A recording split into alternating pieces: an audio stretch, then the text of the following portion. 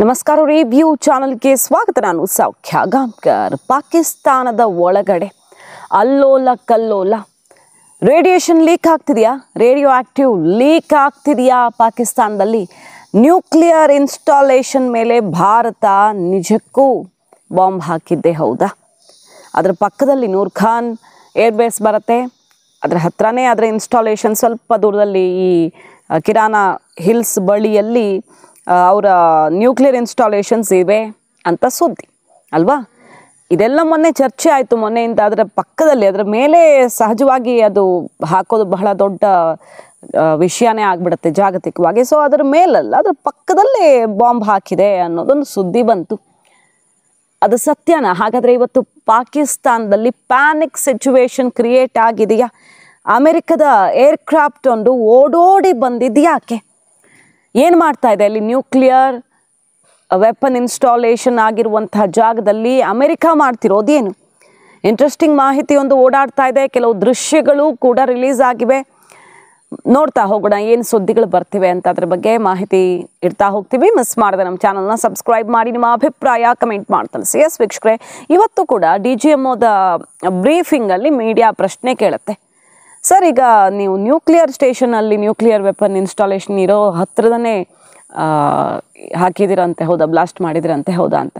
ಹೆಂಗೆ ಆನ್ಸರ್ ಮಾಡ್ತಾರೆ ಅಂದರೆ ಕೇಳಿಸ್ಕೊಳ್ಳಿ, ಆ ಬೈಟ್ ಕೂಡ ಇರ್ತೀವಿ. ಹೌದಾ, ನಮಗೆ ಗೊತ್ತೇ ಇರಲಿಲ್ಲ ಅಲ್ಲಿ ಕಿರಾನಾ ಹಿಲ್ಸ್ ಬಳಿ ನ್ಯೂಕ್ಲಿಯರ್ ಇನ್ಸ್ಟಾಲೇಷನ್ ಇದೆಯಾ, ಹೇಳಿದ್ದಕ್ಕೆ ವೆರಿ ಥ್ಯಾಂಕ್ಸ್, ಇನ್ಫಾರ್ಮೇಷನ್ ನೀವು ಸೀಕ್ರೆಟ್ ಇನ್ಫಾರ್ಮೇಷನ್ ಕೊಟ್ಟಿದ್ದಕ್ಕೆ ಅನ್ನೋ ರೀತಿಯಲ್ಲಿ ಬಹಳ ವ್ಯಂಗ್ಯವಾಗಿ ಆನ್ಸರ್ ಮಾಡಿದ್ರು ಅವರು.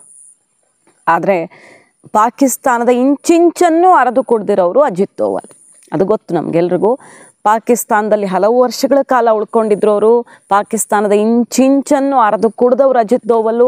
ನಮ್ಮ ಇಸ್ರೋ ಎಲ್ಲ ಒಂದು ಕಿಲೋಮೀಟ್ರ್ ಆ್ಯಕ್ಯುರಸಿ ಕೂಡ ಸಿಗೋ ರೀತಿಯಲ್ಲಿ ಮ್ಯಾಪಿಂಗ್ ಕೊಟ್ಟಿದೆ. ನಮಗೇನು ಇವಾಗ ಅಮೇರಿಕದ ಸಹಾಯ ಬೇಕಾಗಿಲ್ಲ ಸ್ಯಾಟಲೈಟ್ ಇಮೇಜಸ್ಗೆ. ಕಾರ್ಗಿಲ್ ಯುದ್ಧದಲ್ಲಿ ಸಮಸ್ಯೆ ಮಾಡಿತ್ತಲ್ಲ ಅಮೇರಿಕ, ಆ ರೀತಿ ಏನು ನಮಗೀಗ ಅವ್ರ ಮೇಲೆ ಡಿಪೆಂಡೆನ್ಸಿ ಇಲ್ಲ. ನಮ್ಗೆ ಪ್ರತಿಯೊಂದು ಕೂಡ ಇಲ್ಲೇ ಇದೆ, ದೇಶದ ಒಳಗಡೆ ಎಲ್ಲ ಶಕ್ತಿಗಳು ಒಗ್ಗೂಡಿವೆ. ಸೊ ಪಾಕಿಸ್ತಾನದಲ್ಲಿ ಇವತ್ತು ಏನು ಬೇಕಾದರೂ ನಾವು ತೆಗಿಬಹುದು. ಅಲ್ಲಿ ಟೆರರ್ ಕ್ಯಾಂಪನ್ನೇ ಟಾರ್ಗೆಟ್ ಮಾಡಿ ಸುತ್ತಮುತ್ತ ಹತ್ತಿರ ಎಲ್ಲ ಬಾಂಬ್ ಹಾಕಿದ್ರ ನಮ್ಮವರು. ಟೆರರ್ ಕ್ಯಾಂಪ್ 9 ಕ್ಯಾಂಪ್ಗಳನ್ನು ಸಂಪೂರ್ಣ ಒಂದೇ ಒಂದು ಮೂಳೆನೂ ಸಿಗದಿರೋ ರೀತಿ ಬ್ಲಾಸ್ಟ್ ಮಾಡಿದ್ದಾರೆ. ಅಂದರೆ ಹೆಂಗೆ ಮಾಡಿರ್ತಾರೆ ಅಷ್ಟು ಆ್ಯಕ್ಯುರೇಟಾಗಿ ಲೊಕೇಟ್ ಮಾಡಿದೆ. ನಮ್ಮ ಡ್ರೋನ್ಗಳು ಕರೆಕ್ಟಾಗಿ ಡ್ರಾಪ್ ಆಗಿ ಬ್ಲಾಸ್ಟ್ ಆಗಿವೆ ಅಂತ ಅರ್ಥ ಅಲ್ವಾ? ಹಾಗೆಲ್ಲ ಮಾಡುತ್ತೆ ನಮ್ಮ ದೇಶ ಅಂದರೆ ಏನರ್ಥ? ನಮಗೆಲ್ಲ ಗೊತ್ತು, ಪಾಕಿಸ್ತಾನದೊಳಗಡೆ ಇಂಚು ಅಡ್ರೆಸ್ಸು ಗೊತ್ತು ಅವರದ್ದು ಅಂತ ಅರ್ಥ ಅಲ್ವಾ? ಸೊ ನಮ್ಮ ಸೇನೆಗೆ ಗೊತ್ತಿಲ್ಲದಿರೋದೇನಿಲ್ಲ ಅಲ್ಲಿ. ಗೊತ್ತಿದ್ದು ಗೊತ್ತಿಲ್ಲದೆ ಯಾವುದೇ ರೀತಿಯಲ್ಲಿ ಆಗಿರಬಹುದು. ನೂರ್ ಖಾನ್ ಬ್ಲಾಸ್ಟ್ ಆಯ್ತಲ್ವ, ನೂರ್ ಖಾನ್ ಅಲ್ಲಿನ ಏರ್ಬೇಸು ಸಂಪೂರ್ಣ ಧ್ವಂಸ ಆಗಿದೆ. ಅಲ್ಲಿನ ರನ್ವೇ ಎಲ್ಲ ಪುಡಿಯಾಗಿ ಹೋಗಿದೆ. ಆಪ್ರೇಷನ್ಗೆ ಅನುಕೂಲ ಆಗೋ ರೀತಿಯಲ್ಲಿ ಉಳ್ಕೊಂಡಿಲ್ಲ. ಇದೆಲ್ಲ ಗೊತ್ತು. ಅದರ ಪಕ್ಕದಲ್ಲೇ ಈ ನ್ಯೂಕ್ಲಿಯರ್ ರಿಲೇಟೆಡ್ ಒಂದಿಷ್ಟೆಲ್ಲ ಮಾನಿಟ್ರಿಂಗ್ ಸೆಂಟರ್ದು ಬೇರೆದೆಲ್ಲ ಇತ್ತು. ಆ ಕಿರಾನಾ ಹಿಲ್ಸಲ್ಲಿ ಅಂಡರ್ಗ್ರೌಂಡ್ ಅವರದ್ದು ಸೀಕ್ರೆಟಾಗಿ ಅಣು ವೆಪನ್ಸ್ ಎಲ್ಲ ಇನ್ಸ್ಟಾಲೇಷನ್ ಇದೆಯಂತೆ. ಅಲ್ಲಿ ಬ್ಲಾಸ್ಟ್ ಆಯ್ತಲ್ಲ, ಅದ್ರ ಮೇಲೆ ಬೀಳ್ಬೇಕಂತಿಲ್ಲ, ಪಕ್ಕದಲ್ಲಿ ಬ್ಲಾಸ್ಟ್ ಆದರೂ ಆ ಕಂಪನಕ್ಕೆ ಅದರದ್ದು ಎಷ್ಟು ಇಂಟೆನ್ಸಿಟಿ ಹಾಕಿದ್ರೆ ಏನಾಗುತ್ತೆ ಅಂತ ಪಕ್ಕಾ ಗೊತ್ತಿರುತ್ತಲ್ಲ. ಒಂದು ಸ್ಯಾಂಪಲ್ ತೋರಿಸೋ ರೀತಿಯಲ್ಲಿ, ಸ್ಯಾಂಪಲ್ ಅಂದರೆ ಅದು ಸಣ್ಣ ಸ್ಯಾಂಪಲ್ ಆಗಲ್ಲ. ರೇಡಿಯೇಷನ್ ಲೀಕ್ ಆದರೆ, ರೇಡಿಯೋ ಆ್ಯಕ್ಟಿವ್ ಲೀಕೇಜ್ ಆದರೆ ಸಣ್ಣ ಸ್ಯಾಂಪಲ್ ಆಗಲ್ಲ. ಅದು ಅಷ್ಟಾದರೂ ಬಿಸಿ ಮುಟ್ಟಿಸ್ಬೇಕಲ್ಲ ಅನ್ನೋ ರೀತಿಯಲ್ಲಿ ಏನಾದರೂ ಆಗಿದೆಯಾ ಅನ್ನೋ ಚರ್ಚೆ ಈಗ ಸಿಕ್ಕಾಪಟ್ಟೆ ಜೋರಾಗಿದೆ. ಒಂದಷ್ಟು ವಿಜುವಲ್ಸ್ ಔಟ್ ಆಗಿವೆ. ಅಲ್ಲಿ ಲೀಕೇಜ್ ಆಗ್ತಿದೆ ಅಂತ. ಅಲ್ಲಿ ಅಡಗಿಸಿಟ್ಟಿದ್ದಂತಹ ನ್ಯೂಕ್ಲಿಯರ್ ಅಂದರೆ ಅವ್ರ ಇನ್ಸ್ಟಾಲೇಷನ್ ಪ್ಲ್ಯಾಂಟ್ ಅದು, ಅಲ್ಲಿ ಲೀಕೇಜ್ ಆಗ್ತಿದೆಯಂತೆ. ಅದರ ಪ್ರಭಾವ ಕೆಲವೊಂದು ಕಡೆ ಏನೋ ಬ್ಲಾಸ್ಟ್ಗಳ ಥರ ಏನೇನೋ ಒಂದಿಷ್ಟು ಹೊಗೆ ಹೊರ ಸೂಸಿರೋದೆಲ್ಲ ಆಗಿದೆ. ಅದನ್ನು ಲೋಕಲೈಟ್ಸಲ್ಲಿ ಏನಾಗ್ತಿದೆ ಅಂತ ಗೊತ್ತಾಗದೆ ವಿಡಿಯೋ ಶೇರ್ ಮಾಡ್ತಿದ್ದಾರೆ. ಆ ವಿಡಿಯೋಗಳ ಬಗ್ಗೆ ಈಗ ಚರ್ಚೆ ಆಗ್ತಾ ಇದೆ. ಮತ್ತು ಎಲ್ಲಕ್ಕಿಂತ ಕಾರಣ ಆಗಿದ್ದಲ್ಲಿ ಈ ವಿಷಯ ಬಂದಿದ್ದು ಸ್ಯಾಟರ್ಡೇ ಸೀಸ್ ಫೈರ್ ಆಯ್ತಲ್ವಾ? ಅಮೇರಿಕ ಬೇಡ್ಕೊಂಡು ಪಾಕಿಸ್ತಾನ, ಆಮೇಲೆ ಅಮೇರಿಕ ಮಧ್ಯಪ್ರವೇಶ ಮಾಡಿ ಟ್ರಂಪ್ ಏನಂತ ಹೇಳಿದ್ರು, ಮಿಲಿಯನ್ ಅಮಾಯಕ ಜನರ ಪ್ರಾಣ ಉಳಿಸಬೇಕಾಗಿದೆ ಅಂತ ಕೇಳ್ಕೊಂಡ್ರು. ಮಿಲಿಯನ್ ಗಟ್ಟಲೆ ಜನರ ಪ್ರಾಣವನ್ನು ಒಟ್ಟೊಟ್ಟಿಗೆ ತೆಗೆಯೋದು ಯಾವುದು ಅಲ್ವಾ? ಆ ವರ್ಡ್ ಯಾಕೆ ಯೂಸ್ ಮಾಡಿದ್ರು ಟ್ರಂಪ್ ಅನ್ನೋದ್ರ ಬಗ್ಗೆ ಚರ್ಚೆ ಆಗ್ತಿದೆ. ಸೊ ನ್ಯೂಕ್ಲಿಯರ್ ಇನ್ಸ್ಟಾಲೇಷನ್ ಮೇಲೆ ಬಾಂಬ್ ಬಿದ್ದಿದ್ದೇ ಮೇಲೋ ಅಥವಾ ಅದ್ರ ಹತ್ರನೋ ಬಾಂಬ್ ಬಿದ್ದಿದ್ದೇ ಈ ಕದನ ವಿರಾಮಕ್ಕೆ ಕಂಗಾಲಾಗಿ ಪಾಕಿಸ್ತಾನ ಕೇಳಿಕೊಳ್ಳೋದಕ್ಕೆ ಕಾರಣ ಅನ್ನುವಂಥ ವಿಷಯ ಈಗ ಸಿಡಿದಿದೆ. ಒಂದು ಏರ್ಕ್ರಾಫ್ಟ್ ಬರುತ್ತೆ, ಆ ಏರ್ಕ್ರಾಫ್ಟ್ ಏನು ಮಾಡುತ್ತೆ ಅಂತ ಕೇಳಿದ್ರೆ ಅಲ್ಲಿ nuclear installation leakage, radio activity ಏನಾಗ್ತಿದೆ, ರೇಡಿಯೇಷನ್ ಲೀಕೇಜನ್ನೆಲ್ಲ ಅಸೆಸ್ ಮಾಡೋದು, ಅದನ್ನು ಮಾನಿಟರ್ ಮಾಡೋದಕ್ಕೆ ಅಂತ ಒಂದು ಏರ್ಕ್ರಾಫ್ಟು ದಿಢೀರಂತ ಬಂದು ಇಳಿಯುತ್ತೆ ಅಮೆರಿಕದಿಂದ. ಈ ಎಲ್ಲ ಬೆಳವಣಿಗೆ ಆಗ್ತಿದ್ದ ಹಾಗೆ ದೊಡ್ಡ ಮಟ್ಟದಲ್ಲಿ ಧ್ವಂಸ ಮಾಡುತ್ತಲ್ಲ ಏರ್ ಬೇಸನ್ನು, ಅದು ಆಗ್ತಿದ್ದ ಹಾಗೆ ಅದು ಬಂದು ಇಳಿದಿದ್ದು ಯಾಕೆ, ಅಮೆರಿಕದ ಆ ಏರ್ಕ್ರಾಫ್ಟಲ್ಲಿ ಏನು ಮಾಡ್ತಿದೆ ಅನ್ನೋದ್ರ ಬಗ್ಗೆನೇ ಈಗ ಸಿಕ್ಕಾಪಟ್ಟೆ ಚರ್ಚೆ ಆಗ್ತಿರೋದು. ನಿಜಕ್ಕೂ ಹಾಗಾದರೆ ಅವರ ನ್ಯೂಕ್ಲಿಯರ್ ಪ್ಲ್ಯಾಂಟು ಬ್ಲಾಸ್ಟ್ ಆಗಿದೆಯಾ? ಬ್ಲಾಸ್ಟ್ ಅಂದರೆ ಸಂಪೂರ್ಣವಾಗಲ್ಲ, ಓಪನ್ ಆಗಿದೆಯಾ, ಲೀಕ್ ಆಗ್ತಿದೆಯಾ ಅನ್ನೋ ವಿಷಯ ಈಗ ಎಲ್ಲೆಡೆ ಕಿಡಿ ಹೊತ್ತಿಸಿದೆ.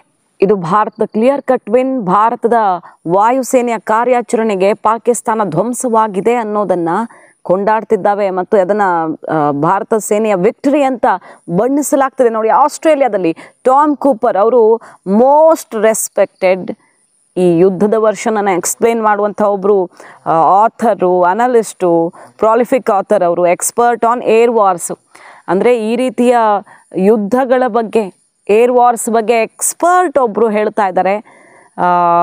Middle east to south Asia ಎಲ್ಲ ಯುದ್ಧಗಳನ್ನು ಬಹಳ ಚೆನ್ನಾಗಿ ಅರೆದು ಕುಡಿದಿರುವಂಥ ಈ ಎಕ್ಸ್ಪರ್ಟ್ ಒಪಿನಿಯನ್ ನೋಡಿ, India air campaign clear cut victory ಅಂತ ಹೇಳ್ತಾ ಇದ್ದಾರೆ, ಇಂಡಿಯಾಸ್ ಏರ್ ಕ್ಯಾಂಪೇನ್.